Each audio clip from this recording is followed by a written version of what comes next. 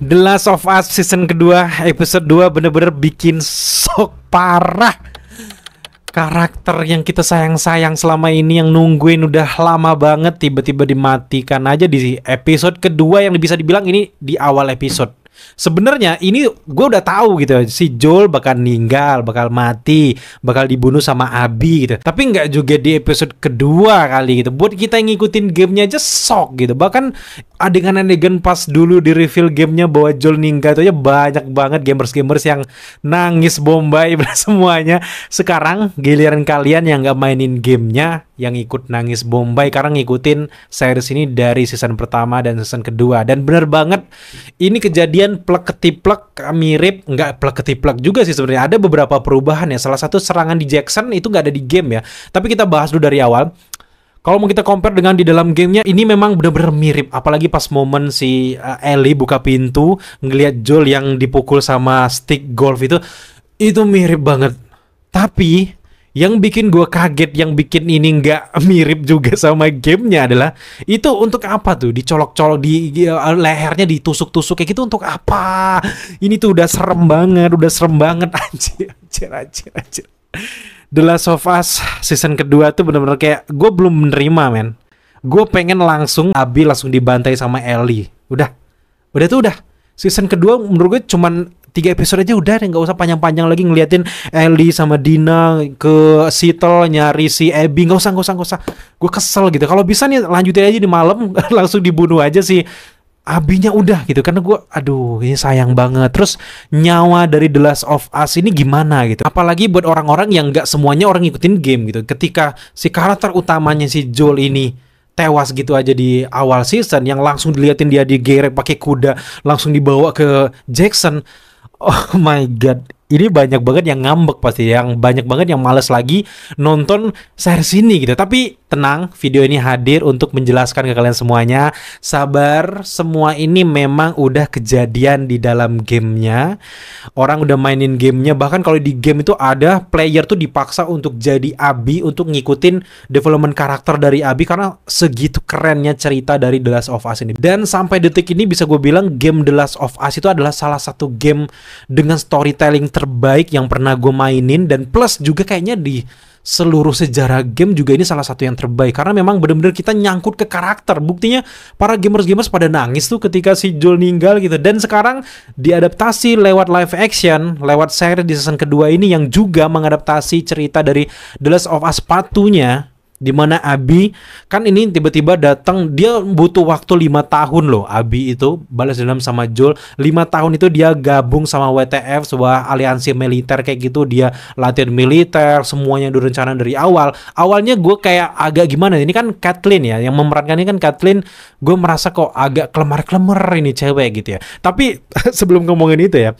jujur sampai detik ini untuk Bella Ramsey sebagai Ellie ya, ini bukan rasis, bukan apa-apa, tapi kan udah ketok palu lah dia sebagai Ellie gitu. Tapi dengan banyaknya karakter yang 99% mirip dalam gamenya, ini 1% itu Ellie itu kayak visualnya benar-benar kayak ngeganggu gitu. Bella Ramsey itu paling cocok sebenarnya gue jadi Ellie yang versi kecil aja udah gitu.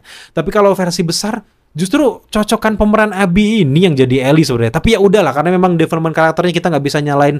Keputusan sutradara itu adalah keputusan yang final. Dia tahu nyawanya di sini, acting si Bella Ramsey itu keren. Ya udah, kita terima gitu. Stop ya, stop basa-basi, stop lagi perdebatan terkait dengan karakter Ellie. Udah, stop. Sekarang kita bahas lagi lanjutan kisahnya.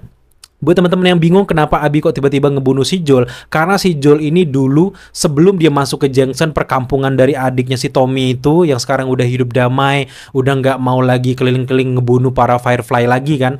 Nah ternyata di Seattle, di markas terakhir si Joel ini ketemu sama geng-geng Firefly tersebut, ada bapaknya si Abby ini. Bapaknya Abby ini bukan orang-orang jahat, dia justru jadi dokter yang ngebantu misi dari Firefly tersebut, cuman ngebantu doang, ngejahitin, operasi gitu. Tapi kan dia mencelakai si Ellie ini yang membuat si Joel ini sambil nggak sadar ngedar ditembakin aja. Udah, itu salah satu dendam kesumatnya. Dan game ini ceritanya pun lingkaran setannya tuh tentang balas dendam pada akhirnya. Karena memang buat teman-teman yang ngikutin yang season pertama jelas tahu banget bahwa arah genre dari series ini sebenarnya survival, menghadapi zombie-zombian itu, virus-virusan itu. Nah di season kedua ini arahnya agak beda dari survival, tembak-menembak, sekarang beralih ke krisis identitas, emosional, balas dendam.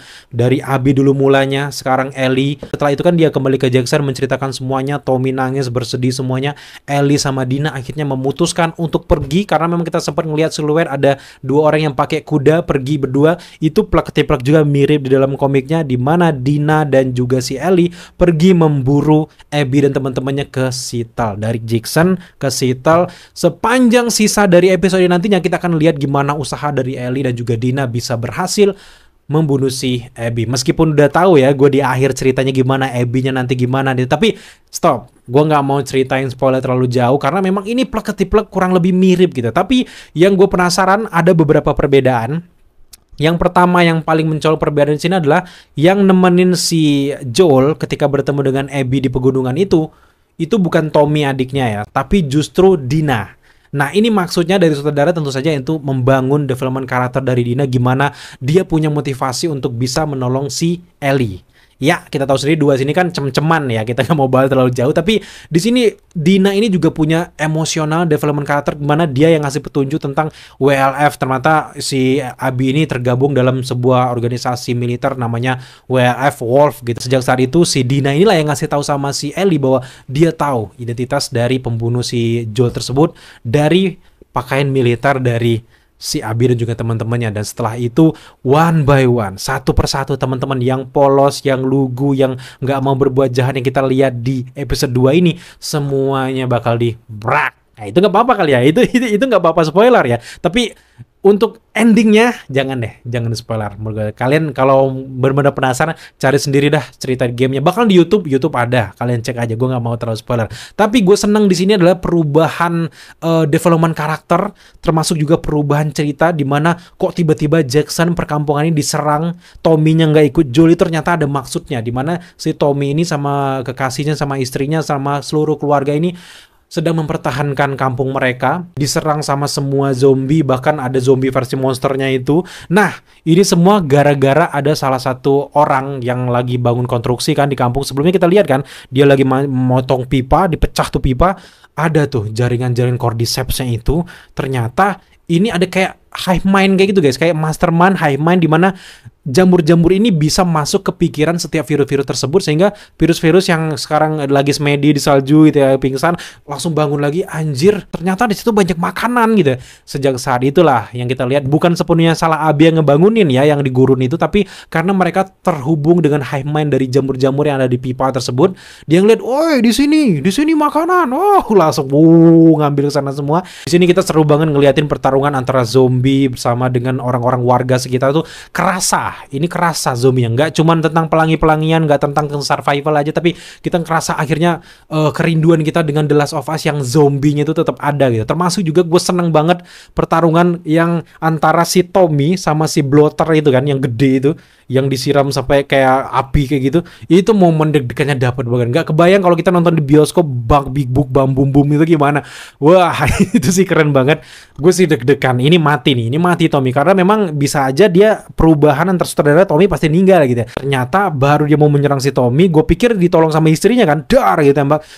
Ternyata pingsan. Akhirnya si api tersebut membunuh kuman-kuman yang ada di kepalanya gitu. Jadi ya rajin mandi ya biar kuman gak banyak, biar gak kena zombie gitu. Tapi akhirnya pertarungan antara si warga Jackson dan juga zombie ini tuh juga, wah ini sih fan service yang luar biasa lah untuk para pemain gamenya. Menurut gue ini keren banget gitu. Tapi yang gak keren banget adalah ya kehilangan si Joel aja. Gue berharapnya tuh ya di episode 5 kek, berharapnya di episode 4 kek, ya setidaknya minggu depan lah episode 3 gitu. Kita pengen lihat lagi karakter Joel lebih dalam lagi gitu. Tapi ya mau gak mau memang di cerita gamenya ini semua adalah tentang Ellie yang balas dendam. Dari awal pun cerita karakter utama itu Ellie, bukan Joel ya. Tapi yang kita suka baik di game maupun di versi live action, Joelnya. Siapa lagi yang diperankan sama Pedro Pascal.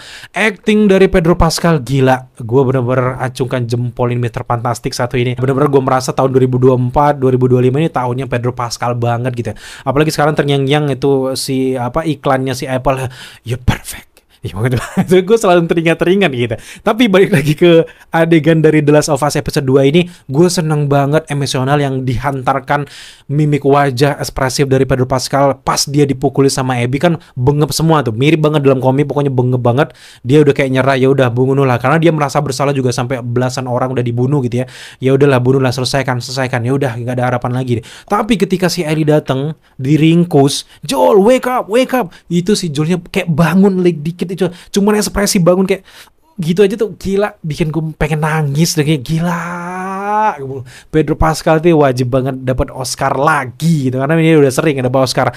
Gila itu acting. Aduh, gue sampai sekarang ingat, aduh berkaca-kaca, gila dia tuh benar-benar untuk dirinya sendiri, dia tuh nggak pengen kan, tapi kalau ketika Ellie dia udah ngelihat Ellie kayak anaknya sendiri, wah keren banget. Apalagi development karakter antara Ellie dan juga Joel dari episode pertama itu nggak baik-baik aja, musuhan, apalagi pas di gereja si Joelnya pengen ngebela Ellie, tiba-tiba didorong, what's wrong with you, gitu kayak masalah kan udah selesai tiba-tiba ninggal. Ini penyesalan Ellie yang nggak sempat minta maaf, nggak sempat berhubungan baik sama si Joel, ini bener-bener kayak berasa banget sama penonton. Jadi intinya episode 2 itu bukan cuman karakter dalam series ini aja yang shock, kita penonton pun shock banget gitu. Dan sekarang episode 2 bisa gue bilang adalah salah satu episode terbaik yang pernah dibikin di sebuah TV series. Apalagi ini dalam lingkupnya live action, game adaptation, ini salah satu yang terbaik episode 2 ini. Meskipun di IGN ya gue lihat ya dia ngasih skor cuma 6 gitu, gue nggak setuju. Setidaknya 8 ke atas lah gitu. Dan sejauh ini kalau kita mau pengen teori-teori ke depan, nggak bisa banyak yang gue teori karena plek-plek mirip dalam komik, perubahan pun dikit banget gitu. Tapi ngomongin tentang si perkampungan Jason itu kan udah diserang sama si zombie itu kan, dan sekarang mereka menang kan. Tapi kan pipa-pipa itu yang kordisep banyak itu masih ada. Jelas banyak banget zombie-zombie yang di seluruh lingkungan, gak cuma di tempat pegunungan itu aja, bakal datang ke sana, dia akan rapuh. Tommy pun bakal kehilangan seluruh warga tersebut. Bahkan Tommy itu kayaknya bakal menggendong series ini di akhir-akhir sisanya. Di satu sisi Ellie dan Dina pengen cari si Abby ke Seattle, tapi di sini di Jackson Tommy benar-benar rapuh, kehilangan semua keluarganya. Ini kayaknya mempersiapkan season ketiga deh. Ini bakal keren sih. Dan kita akan lihat gimana ke depannya gitu. Untuk pertemuan Abby yang jelas kita akan lihat bagaimana sadisnya si Ellie ngebantai satu persatu teman-teman yang polos pun ikut di rak gitu. Jadi kita lihat aja ke depan gitu. So setelah menyaksikan episode kedua dari season kedua The Last of Us ini, gue sangat puas tapi kayak benar-benar merasa kehilangan. Belum pernah dalam tahun 2025 ini gue segitunya sama karakter dalam film. Baru ini kayaknya yang benar-benar nyangkut di gue. Termasuk juga Jumbo sebelumnya. Kalau Jumbo kan lebih ke bangga, riang, dan seneng gitu ya kualitas kita. Tapi untuk The Last of Us, khususnya karakter Joel ini keren banget gitu ya. Salahnya aja mungkin The Last of Us menurut gue ya ada unsur-unsur kayak gitunya. Tapi buat teman-teman yang nggak mau itu ya udah skip aja. Nggak skip aja yang adegan itu, ya udah jangan abaikan.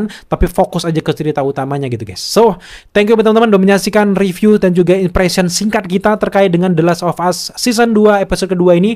Nantikan terus pembahasan kita terkait dengan series ini di minggu depan. Kalau ada yang menarik, kita bakal bahas lebih banyak lagi terkait dengan teori apa yang terjadi, apa saja perombakan cerita dari sutradara gitu. Jadi buat teman-teman yang datang ke video ini tapi belum subscribe, jangan lupa dong bantu kita untuk naikin channel, untuk like, komen, dan share. Serta jangan lupa untuk nyalakan notifikasi agar kalian mengetahui apabila kita mengupload video setiap harinya. So, sampai jumpa di review The Last of Us minggu depan.